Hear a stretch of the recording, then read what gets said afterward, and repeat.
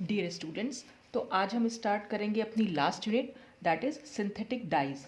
अब ये synthetic dies में हमें क्या क्या पढ़ना है, डिफरेंट डिफरेंट डाइज। डाइज का मतलब अगर आप समझ पा रहे हो तो डाई वो होती है जिससे जो कलर देती है, मतलब जिसको अपने कपड़े रंगवाते हैं जब हम, तो किसी भी फैब्रिक को रंगने के काम आती है। मतलब वो कलर जो कपड़ों पर फिक्स हो जाए उसको हम डाई बोल देते हैं। तो ऐसा नहीं कि सारे कलर फिक्स हो जाते हैं, सारे कंपाउंड जितने भी कलर्ड कंपाउंड है वो सब के सब फिक्स हो जाएंगे। तो ये सिंथेटिक डाइज भी एक्चुअली कुछ ना कुछ कोई ना कोई ऑर्गेनिक कंपाउंड होती है। तो सारे ऑर्गेनिक कंपाउंड जो कलर्ड कंपाउंड है, ऐसा नहीं कि वो सब डाई होंगे, लेकिन जितनी भी डाइज होती हैं वो सब की सब कलर्ड होती हैं। तो जो भी कलर हमारे कपड़ों पर फिक्स हो जाए बस उसको हम डाई बोल देते हैं। तो इसमें पहला टॉपिक है कलर एंड कॉन्स्टिट्यूशन। अब ये कलर एंड कॉन्स्टिट्यूशन मतलब कलर और कॉन्स्टिट्यूशन में कुछ ना कुछ रिलेशनशिप ज़रूर है, ठीक है। जैसे इसको समझाने से पहले मैं थोड़ा सा बताना चाहूँगी आपको कलर के बारे में, कि जो हमारी वाइट लाइट होती है वो विजिबल रीजन में जितनी भी हमें वेवलेंथ दिखती हैं लाइट्स की, वो उन सबका कॉम्बिनेशन होती है। विजिबल रीजन के बारे में आपने सुना भी होगा, विबग्योर जिसको हम बोल देते हैं, VIBGYOR, violet, indigo, blue, green, yellow, orange, red, ठीक है। और ये जो हमें दिखता है ये 400 टू 750 nm करीब इतनी वेवलेंथ पर ये हमें दिखता है। ये अलग अलग बुक्स पे अलग अलग ये भी हो सकती है इसकी वैल्यू जो है। तो ये विजिबल रीजन है। तो विजिबल रीजन में हमें जितनी भी वेवलेंथ की लाइट का कॉम्बिनेशन दिखता है, यानी इन सब का कॉम्बिनेशन, वो हमारी वाइट लाइट कहलाती है, ठीक है। अब हमें different different substances different colour के क्यों दिखाई देते हैं, क्योंकि वो इन्हीं में से, देखिए जब भी कोई जब भी कोई भी चीज़ हमें, कोई भी सब्सटेंस हमें कलर्ड दिखाई देगा, तो इसका मतलब उसने विजिबल रीजन से कुछ तो, कोई तो वेवलेंथ एब्जॉर्ब की होगी या फिर कोई वेवलेंथ रिफ्लेक्ट की होगी। मतलब सिर्फ हमें विजिबल रीजन के एब्जॉर्प्शन या रिफ्लेक्शन से ही कलर दिखाई देगा। जैसे इसमें अल्ट्रावायलेट रीजन भी होता है, इंफ्रारेड भी होता है यहाँ, लेकिन इन सब रीजन्स में कोई कलर नहीं होता। यहाँ पर अगर कोई वेवलेंथ एब्जॉर्ब या रिफ्लेक्ट होगी तो यहाँ हमें कोई कलर दिखाई नहीं देने वाला। लेकिन विजिबल रीजन क्योंकि कलर्ड होता है, तो इसलिए यहाँ पर जो भी वेवलेंथ एब्जॉर्ब की जाएगी या जो वेवलेंथ की लाइट रिफ्लेक्ट की जाएगी, उसकी वजह से हमें कंपाउंड्स हैं या फिर कुछ भी चीज़, कोई भी सब्सटेंस हमें कलर्ड दिखाई देता है। तो अब जैसे एक हम समझ सकते हैं, जैसे मान लीजिए कोई सब्सटेंस है, अगर वो क्या करे, जो भी ये वाइट लाइट के, ये पूरा वाइट लाइट है, इस वाइट लाइट को टोटली रिफ्लेक्ट कर दे। अगर यहाँ पर टोटली रिफ्लेक्शन हो जाएगा, यानी कि कुछ भी चीज़ एब्जॉर्ब ना करे, इसमें से कोई भी वेवलेंथ एब्जॉर्ब ना करे, सब कुछ टोटली रिफ्लेक्ट कर दे, तो हमें वाइट कलर का दिखाई देगा। और अगर इन सब को एब्जॉर्ब कर ले तो फिर वो सब्सटेंस हमें ब्लैक कलर का दिखाई देगा। अच्छा, ऐसा भी हो सकता है, सपोज मान लीजिए कोई भी सब्सटेंस हमें ब्लू दिखाई दे रहा है, तो उसका ब्लू दिखने का रीजन क्या हो सकता है, कि ब्लू लाइट को उसने क्या करा होगा, बाकी ब्लू लाइट को छोड़कर बाकी सारी लाइट्स को उसने एब्जॉर्ब कर लिया होगा, ठीक है, और ब्लू लाइट को रिफ्लेक्ट कर दिया होगा। तो मतलब जो भी चीज़ जिस लाइट को वो एब्जॉर्ब करता है, एक तो वो हो गया, तो इसने ये VIGYOR जितनी भी ये वेवलेंथ वाली लाइट है, इन सबको एब्जॉर्ब किया होगा, और ब्लू कलर को जो है रिफ्लेक्ट किया होगा, मतलब सिर्फ इसको छोड़ के बाकी सबको एब्जॉर्ब किया, तो इसलिए वो हमें ब्लू कलर का दिखाई दे रहा है। तो एक रीज़न तो ये हुआ कि ब्लू दिखने का, कि उसने सिर्फ ब्लू को रिफ्लेक्ट किया, बाकी सबको एब्जॉर्ब कर लिया। ऐसा भी हो सकता है कि कई बार हमें ऐसा भी दिख सकता है कि भाई उसने क्या करा, कि जो सब्सटेंस एब्जॉर्ब करने जा रहा है, अगर उसने ब्लू रीजन में एब्जॉर्ब कर लिया, यानी ब्लू लाइट को तो एब्जॉर्ब कर लिया और बाकी सबको रिफ्लेक्ट कर दिया, ठीक है। बाकी सबको अगर रिफ्लेक्ट करा तो हमें जो कलर दिखाई देगा इन सबके रिफ्लेक्शन से, यानी जो कलर उसने वापस भेजे हैं, यानी वापस रिफ्लेक्ट किए हैं, इन सब के कॉम्बिनेशन से जो कलर बन के आएगा, वो मतलब उसको हम कॉम्प्लीमेंट्री कलर कहते हैं, कि उसने ब्लू कलर को एब्जॉर्ब किया और फिर उसका कॉम्प्लीमेंट्री कलर हमें शो किया, तो वो जो इन सब का कॉम्बिनेशन बन के आएगा वो कलर का सब्सटेंस हमें दिखाई देगा।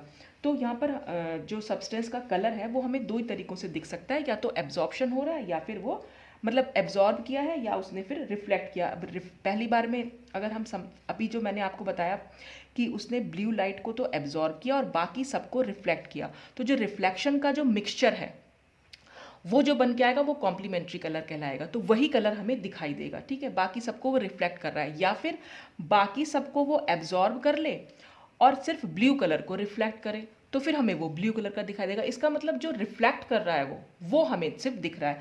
तो कॉम्प्लीमेंट्री कलर निकालने का तरीका हम इसको कलर व्हील की हेल्प से निकाल सकते हैं। देखिए इसमें आपको क्या करना है, कॉम्प्लीमेंट्री कलर याद करने का बड़ा ईजी सा तरीका है, कलर व्हील हम याद कर लेते हैं, ठीक है।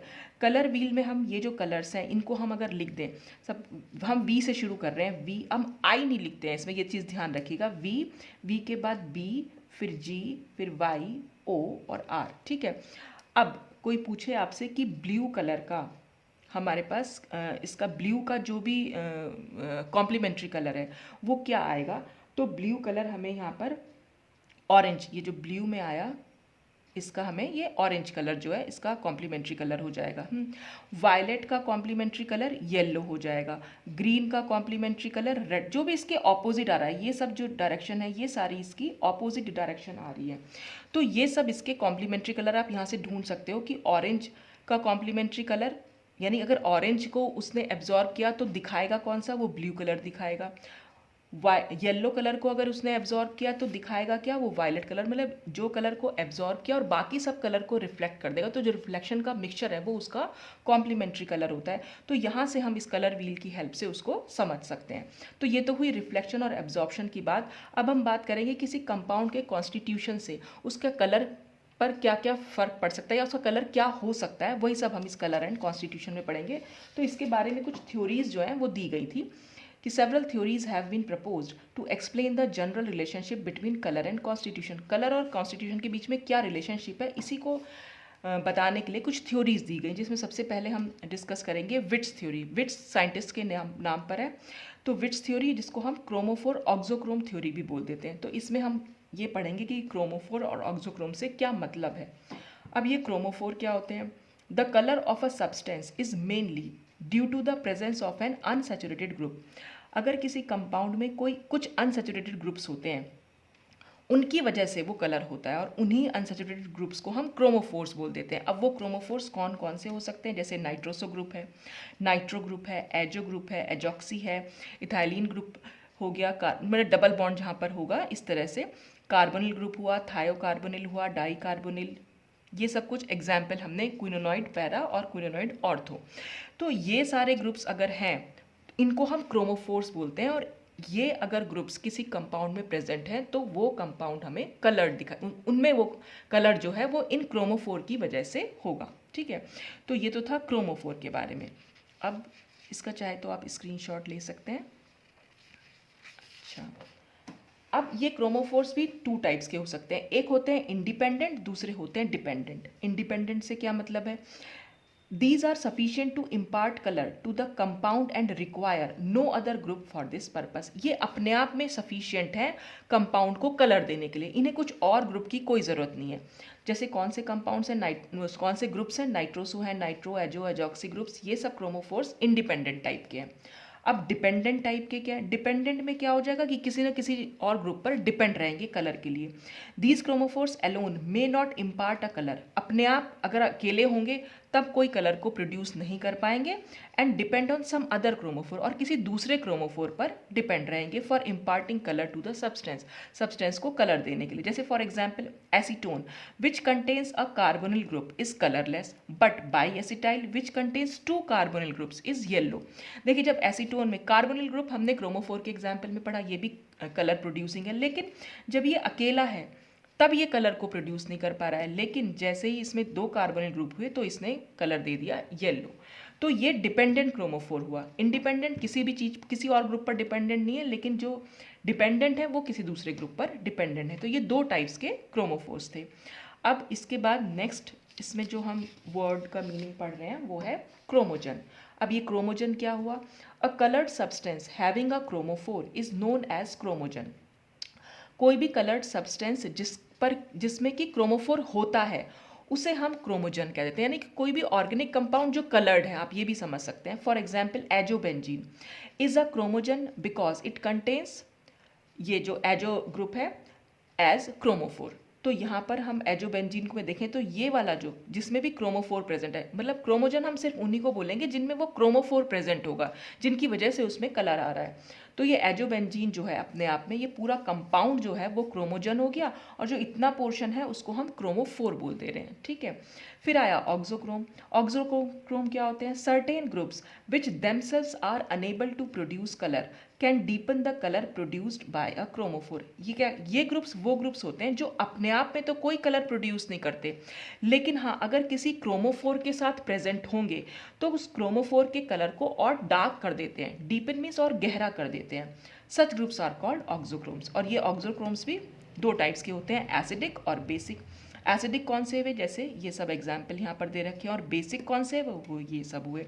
तो ऑक्सोक्रोम वो हुए जो अपने आप में तो कोई कलर प्रोड्यूस नहीं करेंगे, लेकिन अगर कंपाउंड में ऑलरेडी कोई क्रोमोफोर प्रेजेंट है और फिर उसमें ऑक्सोक्रोम भी प्रेजेंट हुआ, तो वो ऑक्सोक्रोम जो है उस क्रोमोफोर के कलर को डार्क कर देगा, मतलब और डीप कर देगा, गहरा कर देगा।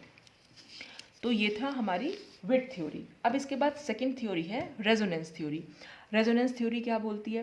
According to this theory, when a substance containing a chromophore is exposed to radiation, the electron of chromophore get transferred to energy rich states. इस थ्योरी के अकॉर्डिंग क्या होता है, किसी भी सब्सटेंस में जिसमें कि क्रोमोफोर है, अगर हम उसे रेडिएशन में एब्जॉर्ब कर दें, मतलब रेडिएशन में एब्जॉर्ब कह रही हूँ, रेडिएशन में एक्सपोज कर दें, मतलब उस पर हम कोई लाइट डालें, ठीक है, कोई रेडिएशन डालें, तो क्या होगा, क्रोमोफोर में प्रेजेंट जो इलेक्ट्रॉन होते हैं वो लोअर एनर्जी स्टेट से हायर एनर्जी स्टेट में चले जाते हैं। ये तो आपको भी पता है, जाहिर सी बात है, अगर हम उस पर लाइट डाल रहे हैं तो उस लाइट को एब्जॉर्ब करेंगे और लोअर एनर्जी स्टेट से वो हायर एनर्जी स्टेट में चले जाएंगे। इससे होगा क्या, this develops various charge structure. इसकी वजह से उस कंपाउंड के जिसमें कि वो क्रोमोफोर था उसके हम डिफरेंट टाइप के चार्ज स्ट्रक्चर्स, जिन पर कि चार्ज आ जाएगा, वो चार्ज स्ट्रक्चर्स हम बना सकते हैं।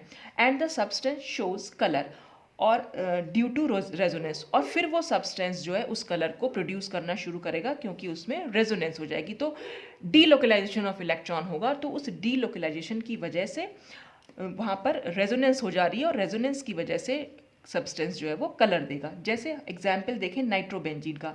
अब इसमें नाइट्रो ग्रुप जो है वो क्रोमोफोर है नाइट्रोबेंजीन में। On absorption of radiation has the following charge structure. जैसे ही नाइट्रोबेंजीन एब्जॉर्ब करती है लाइट को, तो उसके जो हैं ये डिफरेंट टाइप के चार्ज स्ट्रक्चर्स यहाँ पर, यानी कि इसमें रेजोनेंस, ये रेजोनेंस को शो करना शुरू कर देता है। रेजोनेंस कैसे शो करेगा, ये नाइट्रो ग्रुप में जैसे ही इस ये लोन पेयर के ये बॉन्ड पेयर के यानी पाई इलेक्ट्रॉन्स जो है, ये पाई इलेक्ट्रॉन ब्रेक होगा, और ये पाई इलेक्ट्रॉन्स के जो पाई बॉन्ड के जो इलेक्ट्रॉन्स हैं वो इस ऑक्सीजन पर शिफ्ट हो जाएंगे। जैसे ही वो इस ऑक्सीजन पर शिफ्ट होंगे, इस नाइट्रोजन पर पॉजिटिव चार्ज आएगा, और जैसे ही इस नाइट्रोजन पर पॉजिटिव चार्ज आएगा, ये बेंजीन रिंग के पाई इलेक्ट्रॉन को अपनी तरफ खींचेगा। तो वही इसमें दिखाया है, इस बॉन्ड को अगर हम यहाँ शिफ्ट करेंगे तो यहाँ पर नेगेटिव चार्ज आ गया, और जैसे ही इस पर पॉजिटिव चार्ज आया, उसी वक्त जैसे ये बॉन्ड यहाँ शिफ्ट करेगा उसी समय ये बॉन्ड यहाँ शिफ्ट कर जाएगा, तो डबल बॉन्ड हो गया। अब जब ये बॉन्ड यहाँ शिफ्ट कर गया तो इस कार्बन की वैलेंसी तो कम हो गई, इसलिए इस कार्बन पर आ गया पॉजिटिव चार्ज। तो हमारे पास इससे एक चार्ज स्ट्रक्चर बन गया। कैसे, इस पर लाइट डाली गई, इसने लाइट को एब्जॉर्ब किया, और जो इसके इलेक्ट्रॉन्स थे उन इलेक्ट्रॉन्स जो हैं वो लोअर एनर्जी स्टेट से हायर एनर्जी स्टेट में चले गए। और जैसे ही चार्ज स्ट्रक्चर बना, यहाँ पर पॉजिटिव चार्ज आया, ये पॉजिटिव चार्ज क्या करेगा, आगे के जो पाई इलेक्ट्रॉन है उनको अपनी तरफ खींचेगा। जैसे ये इनको अपनी तरफ खींचेगा, और उसी समय ये वाला बॉन्ड जो है यहाँ पर शिफ्ट हो जाएगा। तो ये बॉन्ड तो यहाँ शिफ्ट कर दिया, और इस बॉन्ड को हमने यहाँ पर शिफ्ट कर दिया। तो जैसे ये बॉन्ड यहाँ शिफ्ट होगा, पॉजिटिव चार्ज यहाँ आ जाएगा, ठीक है। जैसे ये पॉजिटिव चार्ज यहाँ गया, तो फिर इसने इसको यहाँ पर बॉन्ड को खींचा, तो फिर इसके ऊपर पॉजिटिव चार्ज आ गया। आप चाहे तो इसको इसके बाद ये स्ट्रक्चर दिखा सकते हैं, उसके बाद ये स्ट्रक्चर दिखा सकते हैं, तो ज़्यादा इजीली आप समझ पाएंगे। जैसे हम रेजोनेंस दिखाते हैं, रेजोनेटिंग स्ट्रक्चर्स अगर आपको बनाने आते हैं तो बहुत ईजिली आप बना पाएंगे इसमें, कि जैसे ही हमने इस बॉन्ड को यहाँ शिफ्ट कराएंगे, पॉजिटिव चार्ज यहाँ चला जाएगा, ये बॉन्ड यहीं रहेगा और ये वाला बॉन्ड यहाँ हो जाएगा, तो ये वाला स्ट्रक्चर कुछ ऐसा बन जाएगा। उसके बाद हम इस बॉन्ड को यहाँ शिफ्ट करा दें तो क्या हो जाएगा, यहाँ पर पॉजिटिव चार्ज आ जाएगा, और फिर हम क्या करेंगे, इस वाला सेम स्ट्रक्चर वापस लेने के लिए कि फिर से ये बॉन्ड यहाँ शिफ्ट होगा, तो ये बॉन्ड यहाँ शिफ्ट हो जाएगा और ये बॉन्ड यहाँ पर शिफ्ट हो जाएगा। तो हमारे पास फिर से नाइट्रोबेंजीन की एक और रेजोनेटिंग फॉर्म हमें यहाँ देखने को मिलेगी। तो ये चार्ज स्ट्रक्चर्स की वजह से कलर जो है प्रोड्यूस होता है।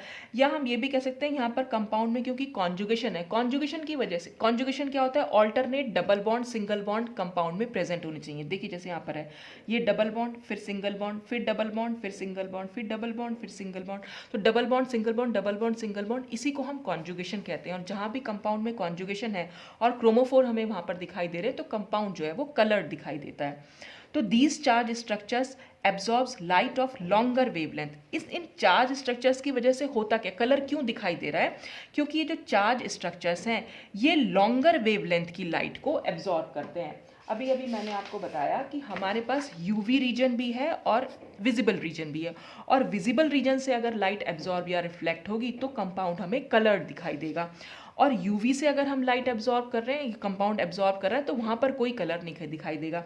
यहाँ पर ये यूवी जो होती है वो हाई एनर्जी होती है इसकी, और वेवलेंथ जो होती है इसकी वो कम होती है, ठीक है।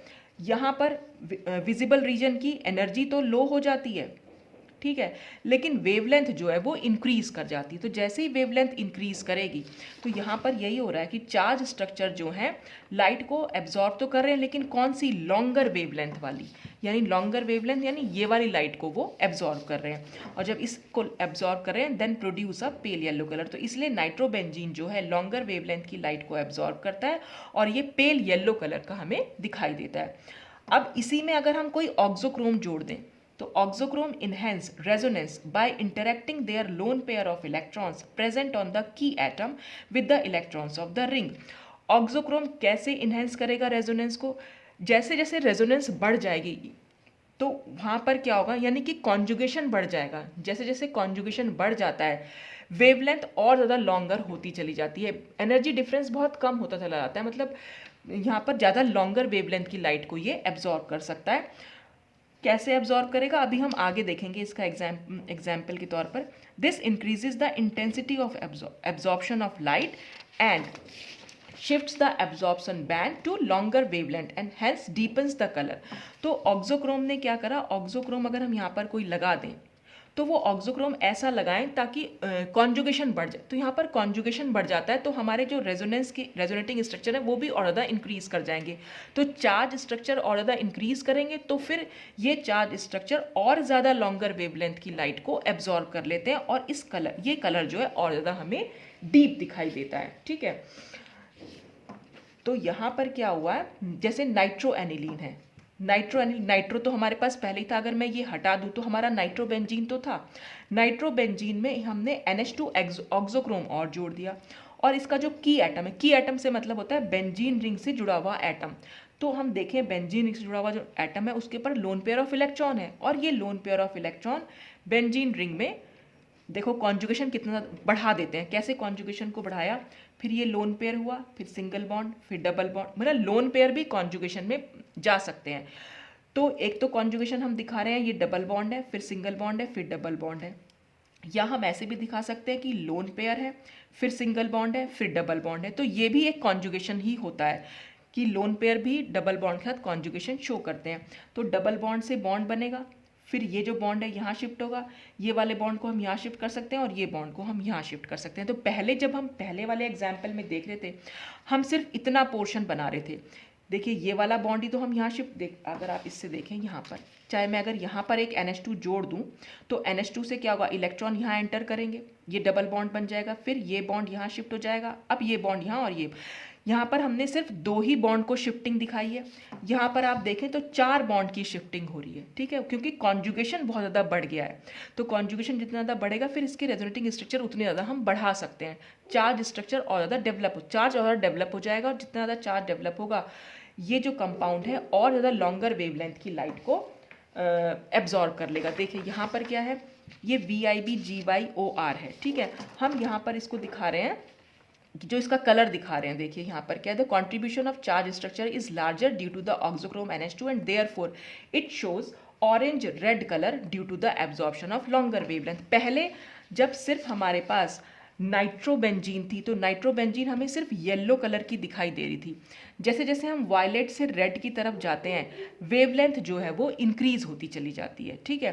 तो पहले तो ये येलो दिखाई दे रही थी जब सिर्फ क्रोमोफोर था। जैसे ही हमने इसमें ऑक्सोक्रोम ऐड किया, ऑक्सोक्रोम ऐड होने से क्या हुआ, चार्ज स्ट्रक्चर्स का नंबर बढ़ गया, कॉन्जुगेशन बढ़ गई, तो रेजोनेटिंग स्ट्रक्चर्स बढ़ गए। इससे क्या हुआ, जो कंपाउंड हमारा था, ये वाला जो कंपाउंड हमने यहाँ पर लिया था, ये कंपाउंड और क्या करेगा, और ज़्यादा लॉन्गर वेवलेंथ की लाइट को एब्जॉर्ब करेगा। तो वेवलेंथ क्योंकि इधर से इधर बढ़ रही है, तो अब ये हमें ऑरेंज रेड कलर का दिखाई देता है। तो ये जो हमारा पूरा था कि कैसे ये कलर दिखाई देता है, तो रेजोनेंस थ्योरी हमें सिर्फ ये बताती थी कि जब भी किसी कंपाउंड को हम पर रेडिएशन डालेंगे, वो लाइट को एब्जॉर्ब करेगा। क्रोमोफोर में प्रेजेंट जो इलेक्ट्रॉन्स होंगे, वो इलेक्ट्रॉन्स चार्ज स्ट्रक्चर डेवलप करेंगे, और ये चार्ज स्ट्रक्चर जो होते हैं लॉन्गर वेवलेंथ की लाइट को एब्जॉर्ब करते हैं, और उसी वजह से ये कलर को शो करते हैं। तो इस तरह से यहाँ पर ये कलर यहाँ पर दिखाई दे सकते हैं। तो ये थ्योरीज थी कलर एंड कॉन्स्टिट्यूशन की, कलर का उसके कॉन्स्टिट्यूशन से क्या रिलेशनशिप है, कि कौन कौन से क्रोमोफोर्स हैं जिनकी वजह से हमें कलर दिखाई देता है, कौन कौन से ऑक्सोक्रोम्स हैं जिनकी वजह से हमें कलर दिखाई देगा। तो जैसे अगर हम एग्जाम्पल देखें, जैसे बेंजीन है, आपने खाली बेंजीन ले लिया, ठीक है। अब सिंपल बेंजीन हमने लिया है, ये हमारा बेंजीन था, ठीक है। बेंजीन कलरलेस होती है, ठीक है। इसमें भी रेजोनेटिंग स्ट्रक्चर होते हैं, लेकिन उतना ज़्यादा इसमें चार्ज स्ट्रक्चर डेवलप नहीं हो पाते हैं, तो ये कलरलेस है, और ये यूवी रीजन से लाइट को एब्जॉर्ब करती है, ठीक है। अब हमने इसमें अभी क्या जोड़ा था, हमने इसमें नाइट्रो ग्रुप जोड़ दिया। जैसे ही हमने इसमें नाइट्रो ग्रुप जोड़ा, नाइट्रो ग्रुप के बाद यहाँ पर विजिबल रीजन शुरू हो गया। पहले ये वाली वेवलेंथ की लाइट को एब्जॉर्ब कर रही थी जो थोड़ी कम थी। जैसे ही नाइट्रो ग्रुप जोड़ा, तो ये थोड़ी ज़्यादा वेवलेंथ की लाइट को एब्जॉर्ब, तो ज़्यादा वेवलेंथ इधर की, यहाँ से यहाँ चल रहे हैं, जब हम ऐसे मूव कर रहे हैं तो वेवलेंथ जो है वो इंक्रीज कर रही है और एनर्जी जो है वो डिक्रीज कर रही है, ठीक है। तो जैसे ही हमने नाइट्रो ग्रुप इसमें जोड़ा, इसने इस येलो लाइट को एब्जॉर्ब कर लिया। पहले ये यूवी थी, जब खाली बेंजीन थी तो इसने यूवी लाइट को एब्जॉर्ब किया। जैसे ही हमने क्रोमोफोर जोड़ा, इसने वाइट लाइट को येलो लाइट को एब्जॉर्ब किया। और साथ ही जब हम इसमें NH2 जोड़ दे रहे हैं, तो NH2 जोड़ देने से क्या होगा कि फिर से कॉन्जुगेशन बढ़ेगा। देखिए NO2 जोड़ देने से कॉन्जुगेशन थोड़ा सा और बढ़ा, रेजोनेटिंग स्ट्रक्चर और थोड़ा बढ़ गए, चार्ज स्ट्रक्चर हम और बना पाए। NH2 जुड़ते साथ ही फिर से कॉन्जुगेशन और ज़्यादा बढ़ गया। जैसे ही कॉन्जुगेशन बढ़ा, चार्ज स्ट्रक्चर्स और बढ़े, रेजोनेटिंग स्ट्रक्चर्स और बढ़े, और फिर क्या हुआ, और ज़्यादा वेवलेंथ, लॉन्गर वेवलेंथ की लाइट को, यानी कि हम फिर इधर की साइड चले। तो इधर की साइड चलने से क्या हुआ, ये कंपाउंड फिर हमें ऑरेंज रेड कलर का दिखाई दिया। तो इस तरह से हम इसको बता सकते हैं कि कलर का कॉन्स्टिट्यूशन से क्या लेना देना है या क्या रिलेशनशिप है। तो आज के लिए तो बस इतना ही, बाकी हम नेक्स्ट टॉपिक के साथ नेक्स्ट वीडियो में मिलेंगे। Thanks for watching.